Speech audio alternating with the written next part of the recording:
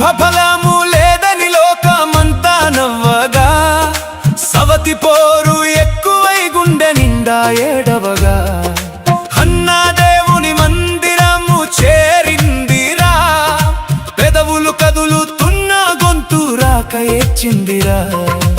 ఆత్మ కుమ్మరించి తను మొరపెట్టిన వేళలో మనుషులు చూసి ఆమెను మత్తురాలన్నారురా. కానీ హృదయము నెరిగిన పరలోకనాథుడు సమూయేలును ఇచ్చి ఆమె గర్భమును తెరిచెనురా.